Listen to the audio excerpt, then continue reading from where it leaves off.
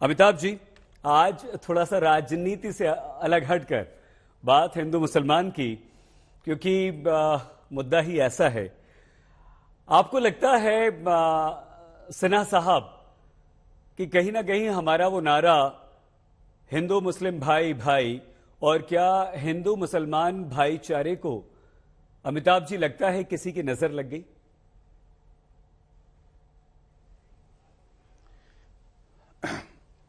सईद जी नमस्ते। नमस्कार। सबसे पहली चीज तो मैं यहाँ जिस संदर्भ में आया हूँ और जो जैसा मेरा परिचय होना चाहिए, मैं अभी स्क्रीन पे देख रहा हूँ, शायद वो नहीं है। क्या लिख दिया, क्या बताइए? अभी बदल देते हैं सर। अधिवक्ता के नाते और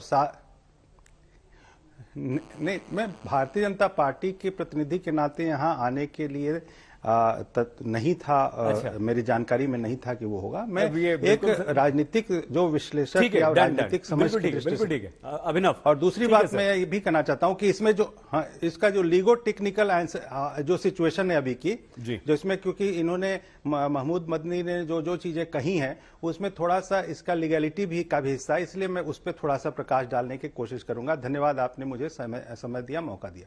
और वो आपने ठीक भी कर दिया, आपका नाम, आपका डेजिग्नेशन। एक बहुत ही संवेदनशील धन्यवाद।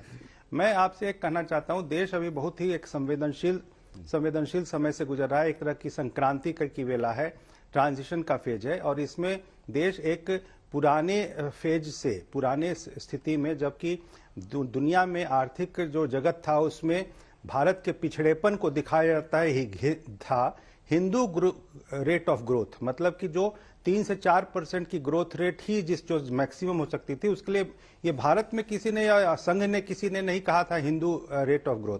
दुनिया भर में भारतीय अर्थशास्त्री भी और दुनिया के अर्थशास्त्री हिंदू रेट ऑफ ग्रोथ कहते थे, और आज अब वो हिंदू रेट ऑफ ग्रोथ नहीं होके भारतीय रेट ऑफ ग्रोथ हो गया है, जो दुनिया में सबसे ज्यादा है। आज यहां तक कि 23 और 24 में IMF ने यह घोषणा की है कि जो देश की अर्थव्यवस्था है भारत की, वो चीन को भी पछाड़ के आगे जाने वाली है और जा चुकी है लगभग। वो देश के दुनिया के चौथी अर्थव्यवस्था बनने के लिए तत्पर है।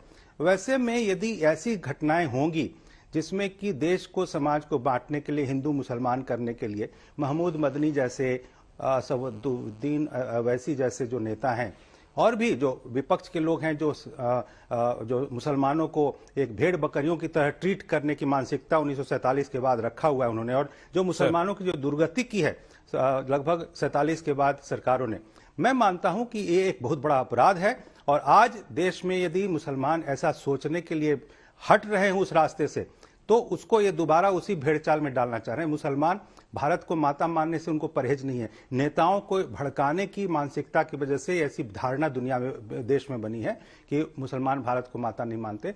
जब भारत का विकास हो रहा है, सर्वांगीण विकास हो रहा है, चारों ओर विकास हो रहा है, दुनिया में डंका बज रहा है, तो आज ये महमूद मदनी जैसे तत्व, ओवैसी जैसे तत्व यदि ये कहते हैं कि मुसलमान अलग हैं और हमको हमारी सबसे पहली जो है राइटफुल क्लेम है यहाँ पर हमारे संसाधनों पे, जो मनमोहन सिंह ने और सोनिया गांधी ने कभी कहा था, ये बांटने की राजनीति है। इससे देश दोबारा पिछड़ने की इसमें खतरे में गिर जाएगा। देखिए अभी स्थिति यह है कि ये जो ओवैसी के भाई अकबरुद्दीन ने एक दिन कहा था कि 15 मिनट पुलिस हटा दो। सबसे एक रिएक्शन ले ले जल्दी, फिर बात करेंगे। सर अपनी बात समाप्त कर दीजिए प्लीज। जी हो गई। तो मैं यही कर रहा था कि ऐसी मानसिकता में महमूद मदनी के बराबर ही अकबरुद्दीन ने इन्हें कहा था कि 15 मिनट के लिए पुलिस हटा दो तो हम बता देंगे। तो गृह युद्ध की चेतावनी जैसी है।